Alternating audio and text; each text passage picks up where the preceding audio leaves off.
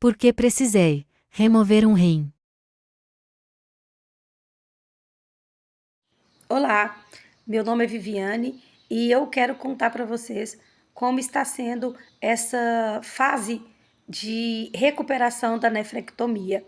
Bom, em fevereiro eu estava em atendimento com uma cliente e eu comecei a sentir dores que eu já sinto há mais ou menos 5 anos, só que essas fincadas que eu sentia desde que eu perdi o meu filho caçula, esse dia eu senti ela mais forte, muito mais forte. E aí eu interrompi um tratamento com a compreensão da cliente e fui levada às pressas com muitas dores para o Hospital Risoleta, que é um hospital aqui de referência próximo à minha região, né? Quando eu cheguei no hospital, eu já estava no ápice de dor, eu já estava perdendo o sentido, eu já estava fazendo muito vômito, e as poucas coisas que eu lembro daquele dia era a médica falando para minha filha que me acompanhou que não podia mais me medicar porque já tinha dado 4 doses de morfina, e foi isso que a minha filha confirmou a mim.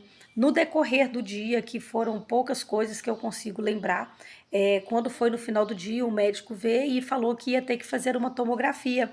Nisso eu estava, né, na urgência, no hospital Isoleta. Eles me levaram para tomografia, fez a tomografia, e quando foi naquele mesmo dia, à noite, por volta de 11 horas da noite, o médico veio até mim e me informou que aquelas dores ela tinha, né, uma justificativa. O meu rim, ele estava sangrando. E esse sangramento eles não sabiam. Eles só me disseram, olha, é uma imagem muito distorcida, muito confusa pra gente. E nesse momento, eles falaram, pode ser um angiomilipoma, mas tem muito sangramento, não tem como nós identificarmos. Com isso, se passou 3 dias, eles fazendo exames, passou-se 3 dias. Quando foi na quarta-feira, na quinta-feira, eles optaram por colocar um catéter. Lembrando que eu fui internada na segunda, e aí eles optaram por colocar um catéter. É um duplo J e ele tem a função de drenar, né? Algumas possíveis coisas que tem no rim, como cálculo, né? O próprio sangramento, para eles poderem ter uma visibilidade do que estava ali, porque estava muito confuso. Nesse período, até chegar o dia da cirurgia, eu já estava muito tensa, eu estava muito nervosa, eu estava muito aflita, porque há 5 anos eu perdi o meu filho caçula naquele hospital. Acredito que não é negligências deles, é porque eu estava mesmo numa gestação de risco muito complicada. Eles fizeram tudo que podia fazer, porém os traumas eles não conseguiram tirar, né? Trauma é uma coisa assim que é só Deus para poder limpar da gente. E então esses 3 dias até chegar o dia da cirurgia, que foi para colocar esse catéter, foi muito sofrido para mim, porque eu ficava lá não só com aquelas lembranças do Valentim, que era. Eu sentia o cheiro dele, eu escutava o choro dele, e por mais que eu ficasse só naquele quarto, eu estava no mesmo andar da maternidade, então assim foi muito sofrido para mim esperar o dia da cirurgia, que era para colocar o catéter. Chegou o dia, colocou o catéter, me mandou pro quarto, e aí quando foi no outro dia, me avaliaram e falaram que tinha uma suspeita de um angiomilipoma, mas teria que fazer uma outra tomografia. E essa tomografia seria 4 dias depois. Então, assim, além do pavor, do pânico, do trauma de dentro daquele hospital, que as lembranças que aquele hospital me trazia, tinha também o meu pânico, o medo de não conseguir honrar com os meus compromissos aqui em casa. É, eu tenho pessoas que me ajudam, o meu companheiro, a minha filha, mas os nossos compromissos, eu sou a provedora principal. Então, com isso, a ajuda deles não somatizam o aluguel que nós temos. Para quem me conhece, sabe que a minha casa ela tem uma junção com a clínica, então o mesmo móvel parte é a clínica, parte é a minha casa. Então eu fiquei muito tensa, muito preocupada, porque quem é autônomo sabe, né? É, um dia sem produzir é um dia sem alimentar, né? Há quem diga, se a gente não mata um leão no dia, a gente tem que matar dois no outro, e por aí vai, né? Várias frases feitas. E eu comecei a ficar muito tensa, muito preocupada em corto uma água, corto uma luz e despejo, coisas que eu já passei assim na minha vida e que são traumas não curados e que isso foi me afetando dentro do hospital. Com tudo isso, eu simplesmente evadi o hospital com a tomografia marcada e com o catéter, né? E a indicação para quem tem esse catéter é evitar esforços físicos, né? É um monte de coisinha para quem tem esse catéter nessas condições, porque dói muito ficar com o catéter. Todavia, entretanto, eu optei por evadir o hospital, porque eu não recebi uma alta, eu evadi o hospital para me voltar a trabalhar. E assim eu fiz. Eu voltei a trabalhar e na minha cabeça eu pensei, poxa, legal, eu vou trabalhando e eu pago um médico particular aqui fora, porque eu não tinha um convênio, não tenho. Com isso, eu procurei um urologista que trata essa área, né, bexiga, rim, ureta, assim como a área masculina também. E ele me pediu uma tomografia. Eu fiz essa tomografia, levei para ele e ele teve desconfiança que poderia ser um cálculo, mas aí ele avistou e me falou que não era um cálculo, que era um tumor e que não dava para saber se era maligno ou benigno e que ele estava muito grande, que ele já tinha tomado todo o seio renal. Com isso, ele me pediu uma ressonância. Eu já tinha feito assim muito sacrifício para fazer a tomografia. Quem faz tratamento aí, paga particular, sabe que os preços são bem salgadinho e eu não estava nessas condições. Eu fiz a tomografia e ele me pediu uma ressonância. Só que na hora que ele me pediu a ressonância, ele falou que era só para diminuir as dúvidas, não seria para tirar a dúvida, porque ter certeza é só operando. Mas ele queria uma ressonância. Com isso, eu vi que eu não iria conseguir arcar com esse compromisso de exame, e tampouco a cirurgia, porque ele já tinha me adiantado que essa cirurgia da nefrectomia, ela seria em torno de 20 a 25 mil, dependia da complexidade que estava o meu rim. Então, nisso, eu saí de lá, orei, cheguei aqui em casa e falei, pai, que seja feita a sua vontade.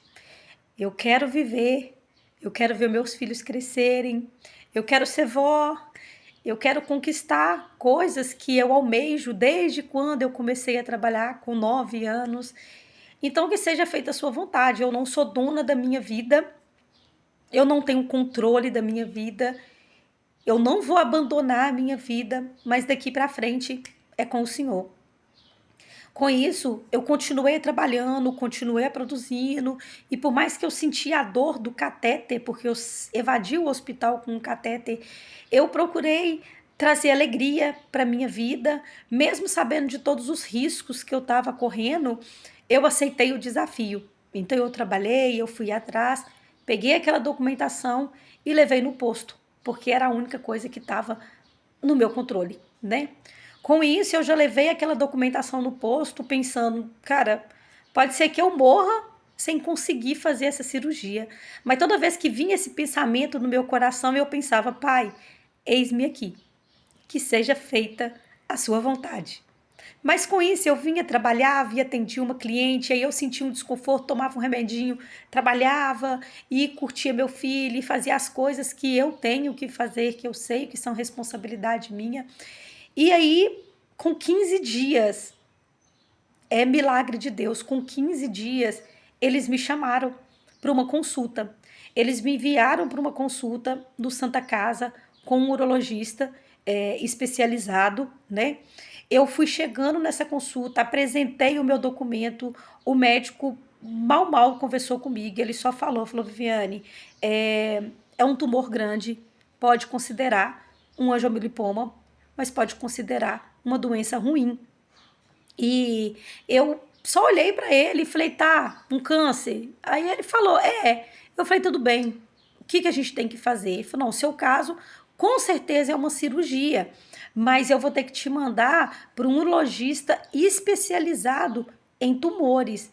E aí a minha pergunta sempre, eu não tive medo, eu não tenho medo se é maligno, se é benigno, eu não tenho.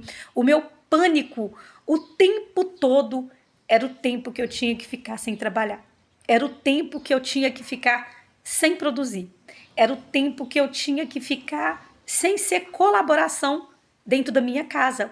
Porque as pessoas que habitam aqui não conseguiriam, pelas condições, honrar esses compromissos. Então, desde aquela primeira consulta, tudo que eu falo, que eu pergunto, o meu medo é quanto tempo eu vou ter que ficar sem trabalhar? E todos os médicos me respondem a mesma coisa: o seu caso é cirúrgico.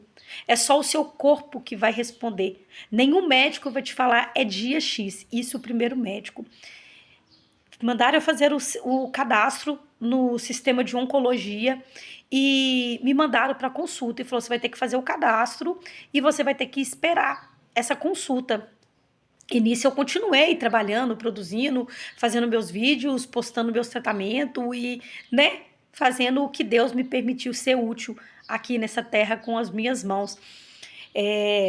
Com mais 15 dias, saiu a consulta com o urologista oncológico.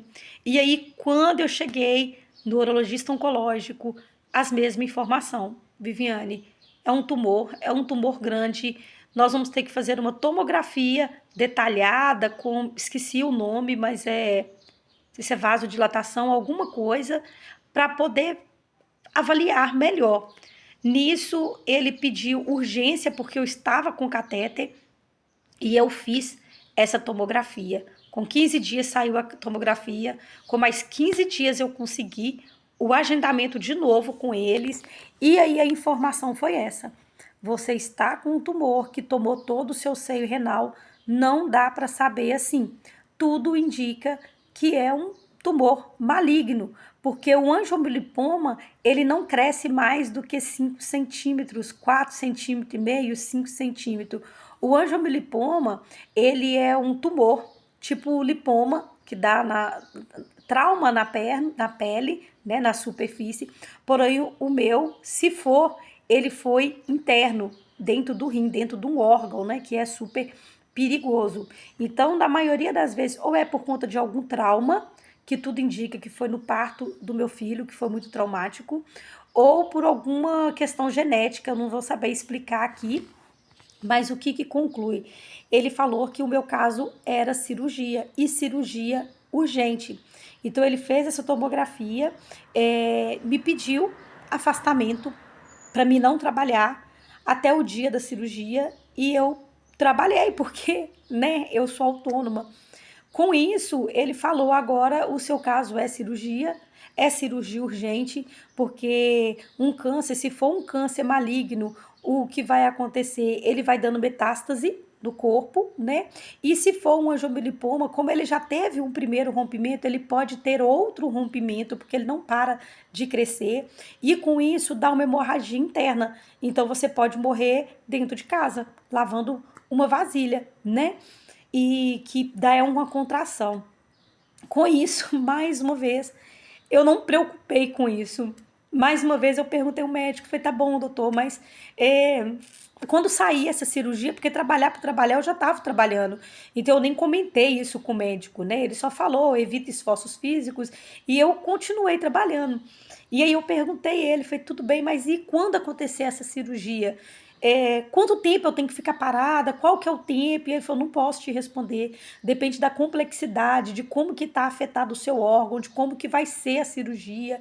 Então a minha preocupação o tempo todo nunca foi se é maligno, se é benigno, porque é Deus que está no comando da minha vida. Desde aquele momento que eu entreguei minha vida para ele, falei: pai, que seja feita a sua vontade. Só que eu não consegui entregar de fato a minha vida, porque o tempo todo eu queria estar no comando, né? Eu queria estar no controle, como tudo na minha vida.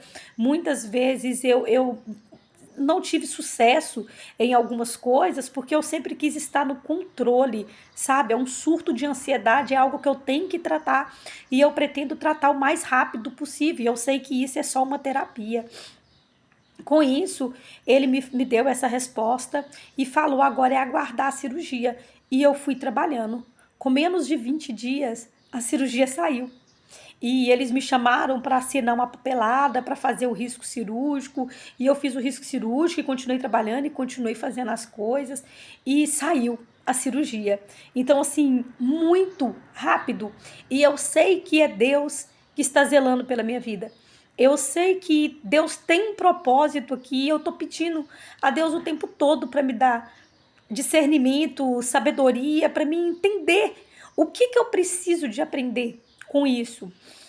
Fiz a cirurgia foi um sucesso. Saí do hospital com dores suportáveis, né? Me deram alta e eu vim para casa. E aí passou um dia, 2 dias, 3 dias, 4 dias, aquelas dores bem ruins mesmo. E quando foi dando 7, 8 dias, eu falei, eu tô com uma dor suportável. Eu posso voltar a trabalhar. Eu posso voltar a produzir, eu não posso ficar parado. Os dias estão passando e as despesas estão chegando e eu não quero passar mais por aqueles traumas que eu já passei em algumas fases da minha vida, como despejo, ficar sem água, ficar sem luz, fome. Eu não queria reviver isso, sabe? E aí eu voltei, eu tentei voltar a trabalhar. Eu atendi um cliente e as dores que estava suportável, essas dores, elas ficaram numa forma que eu não consigo explicar a vocês que dor. A dor do parto não chega perto das dores que eu senti. E aí tem um outro, a cereja do bolo, porque o meu filho, ele estuda numa região próxima, mas não é uma região próxima que dá para ir a pé, não para ele que não está acostumado, né? E tampouco eu naquelas condições, e é eu que tenho essa responsabilidade de levar a aula. Então, quando eu vi que as minhas dores estavam umas dores suportáveis, eu falei, eu consigo dirigir, porque eu não vou carregar peso, né? Eu consigo levar meu filho para a aula, porque ele pode ficar retido, o conselho tutelar pode, né, vir a me procurar por conta disso. Então eu falei, eu vou voltar à minha vida normal. Só que nessa tentativa de voltar à minha vida normal, algo muito ruim aconteceu, porque eu comecei a sentir dores insuportáveis. Eu respirava e eu sentia cheiro de sangue, gosto de sangue na boca. Eu não conseguia virar para a cama de um lado e do outro. Para levantar, eu precisava de ajuda. E eu orava todas as vezes que eu estava indo ao banheiro e eu não precisava de alguém me ajudar a tomar um banho. Então foram dias muito difíceis. E nessa flor desse sofrimento, uma amiga me deu a ideia da campanha do bem. E nesse momento eu já estava assim, desiludida. Eu já olhava para um lado, para o outro e falava: meu pai, eu não consigo produzir nada. Eu não consigo ir para a cozinha para lavar uma vasilha. Eu não estou conseguindo levantar da cama para passar uma vassoura no chão. O que dirá que atender um cliente? E eu comecei a ficar muito aflita com isso, porque era exatamente o meu medo. O tempo que eu ia ter que ficar parada. E nesse dia essa amiga falou: Vi, faz uma campanha. Quem sabe você consegue arrecadar um valor que dá para você suprir suas necessidades e você conseguir ficar parada e esperar o tempo da sua recuperação. Isso não é no seu tempo, é no tempo do seu corpo. E eu sei muito bem disso, mas eu não queria obedecer. Então eu fiz a campanha do bem. Até então eu tô tendo muitas ajudas, muitas pessoas que estão ajudando, cada um com sua força, cada um com, vamos dizer, o seu orçamento.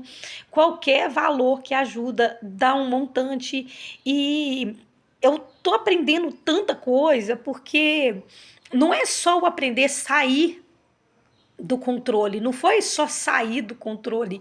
Eu tô vendo muitas pessoas que eu conhecia de oi, oi, bombom, tudo bem? E essas pessoas ajudando com o seu melhor.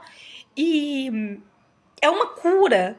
Não é uma cura só física, mas é uma cura emocional, porque por mais que eu não demonstrasse isso, e eu ficava assim, não sei o que, minha amiga, Eu nunca levei isso pro meu coração, tipo assim, é amiga de verdade. No meu coração eu sempre pensava, na hora que a coisa, o bicho pegar, não fica um, né? Eu falava, nem de casa fica.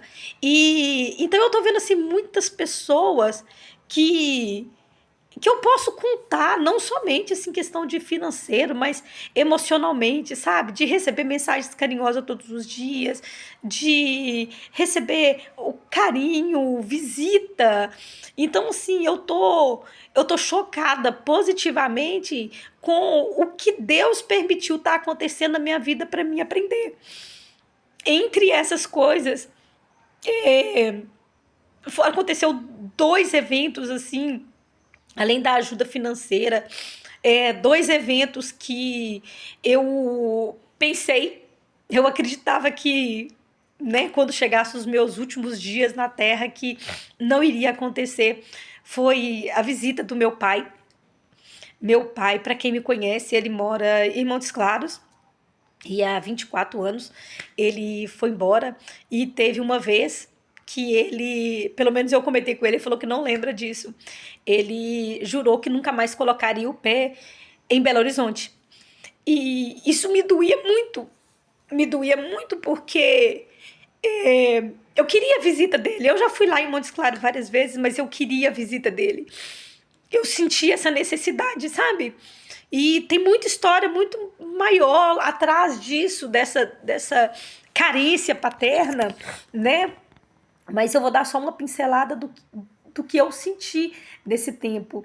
E com essa cirurgia, meu pai, ele veio, depois de tanto tempo, ele veio em Belo Horizonte e ficou uns dias aqui comigo. E eu me senti assim, muito protegida, muito amada, muito querida. E eu vi ali a importância que ele fazia na minha vida. Eu sempre falava, a figura paterna, ela só faz falta para filho homem, né? A figura masculina, eu tenho minha mãe, mas não, as coisas, emocionalmente falando, ela vai bem além.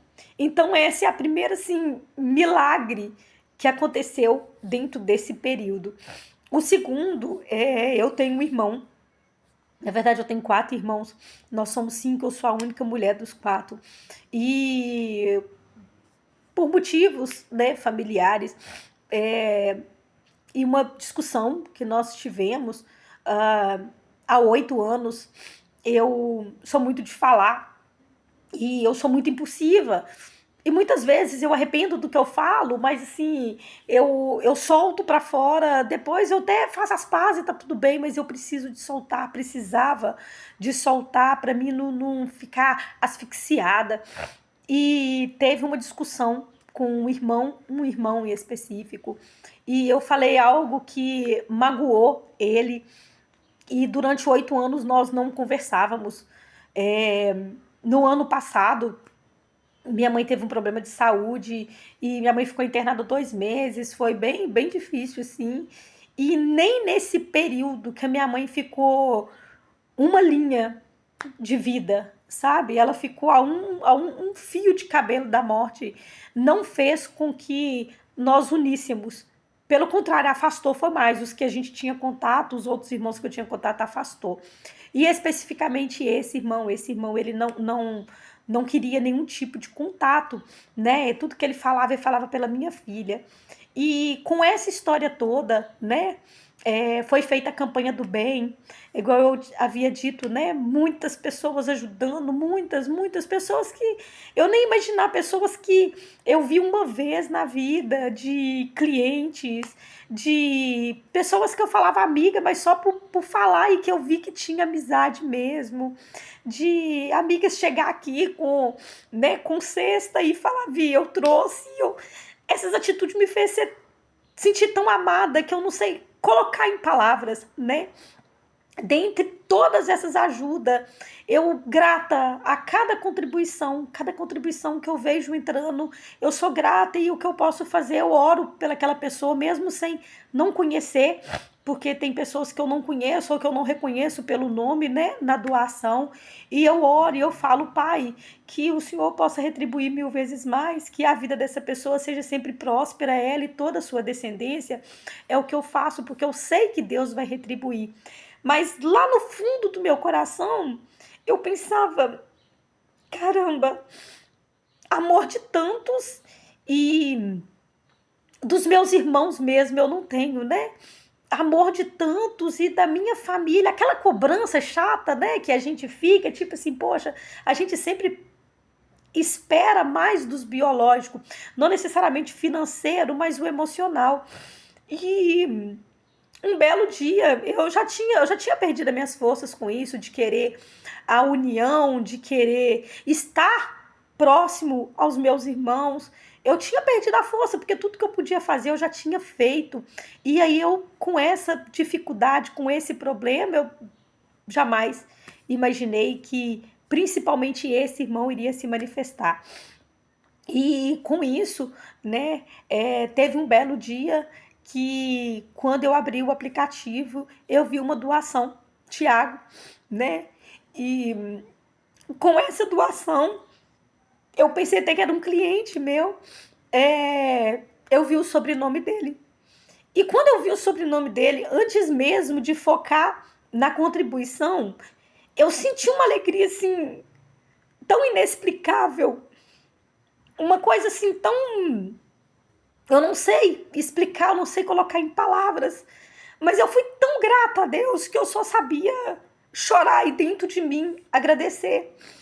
E agradecer, porque veio várias coisas na minha mente, não só pela contribuição, ele deu a contribuição, mas sou grata.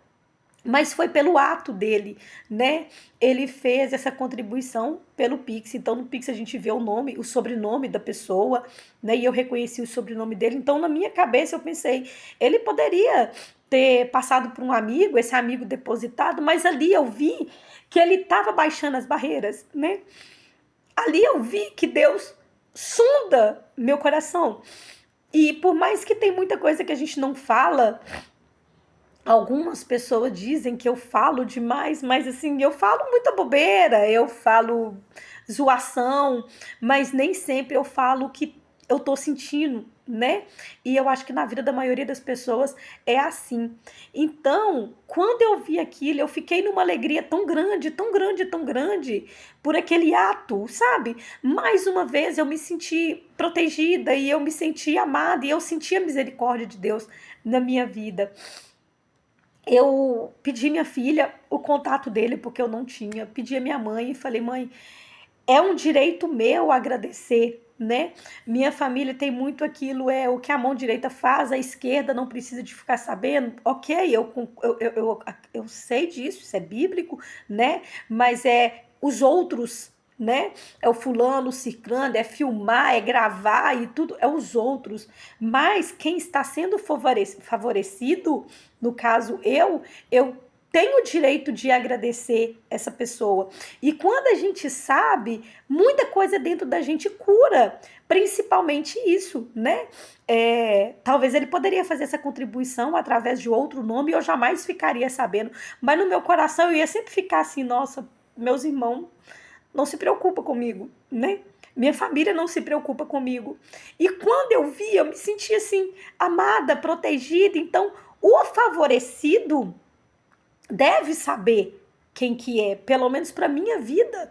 Eu gosto de saber quem está me ajudando, porque isso limpa muitas coisas na nossa mente e no nosso coração. Então esse foi o segundo milagre da minha vida por conta disso, né? Que Deus usou, permitiu tudo isso que está acontecendo. Fora, entre outras coisas, como a amizade, né? Que eu sempre tive na minha cabeça, é cada um por si, Deus por todos, né? Eu sempre tive essa limitação de que, não, não funciona muito bem assim. E tem muitas coisas que Deus está me ensinando nesse período. É, eu voltei no médico, né, por conta dessas dores. Eu falei com ele que eu estava sentindo muita dor, até para respirar. E aí ele fez alguns exames e falou que eu tinha que internar, né? Ele não falou com as palavras que eu vou falar agora, mas ele tinha suspeita de uma perfuração pulmonar, que é o que pode acontecer numa nefrectomia, né? De perfurar algum órgão próximo. E como eu estava sentindo muita dor para respirar, cheiro de sangue, gosto de sangue, muita dor para movimentar. Ele falou: amanhã você volta que você já traz as suas coisas para internar. E aí, mais uma vez, eu sofrendo, eu fui, e aí eu fui atendida por uma equipe, e a equipe foi me perguntando, e foi tirando a minha saturação, e foi fazendo alguns exames, e aí me perguntou se eu estava sentindo essa dor desde o começo. E aí eu falei, não, eu senti muita dor, saí do hospital, passou uns 7 dias, eu comecei a me sentir bem, quando deu 9 dias, eu atendi um cliente e levei meu filho para aula. Quando eu falei isso, a equipe, que era 3 médicos que estavam me atendendo, ficaram tipo um olhando para o outro e falou, o seu caso não é internação, o seu caso é repouso. Voltar a dirigir era só depois de 30 dias, se não tivesse nenhuma intercorrência. Esforço físico é com 45 a 60 dias. Então, o que aconteceu provavelmente lesionou. Eles usaram um outro termo. É como se eu tivesse ferido aonde que já estava machucado, porque eles colocam vários grampos, né? Porque não foi um pedacinho do rim que tirou, foi um rim inteiro. Então, além das lesões externas, que é a cicatriz externa, de onde que faz a retirada, de onde que remove, que tira o rim do meu corpo, é as lesões internas, que são as piores. E nisso, o médico me pediu para mim ficar 60 dias sem fazer esforço físico. Confesso, eu tento, eu levanto, eu faço esforço, eu caminho, né? Eu tento lavar uma vasilha, por exemplo, agora eu fui para colocar uma roupa para lavar, no que eu tossi, eu comecei a sentir um pouco de falta de ar. E segundo o médico, é normal que eu tinha que fazer o repouso e aí me indicaram alguns exames, uma outra tomografia e o meu retorno agora é no dia 29. Portanto, toda a ajuda de vocês, elas estão sendo muito bem recebidas, seja ela de qualquer valor. Eu anseio por voltar a trabalhar. A minha biópsia ainda não saiu, se é um tumor maligno, se é um tumor benigno. A única coisa que eu sei que com tumor maligno ou benigno, muitas coisas Deus está fazendo na minha vida nesse período de recuperação. Eu recebi a visita do meu pai, eu pude conversar com meu irmão e esclarecer coisas do passado que eu vi que machucou ele demais, então eu pude retirar quanto do mundo espiritual, quanto do mundo terrestre, coisas que eu falei que machuquei, porque é muito fácil, né? Voltando ao meu irmão, se eu tô magoada com fulano, falar com o cicrano falar, não fica assim não e tal, vai passar. Outra coisa é quem me machucou falar, olha, eu retiro, que foi isso que eu fiz, do mundo espiritual e do mundo terrestre, todas as palavras mal colocadas. Não é isso que estava no meu coração. Eu te amo, eu te quero bem, eu sinto falta de você todos os dias.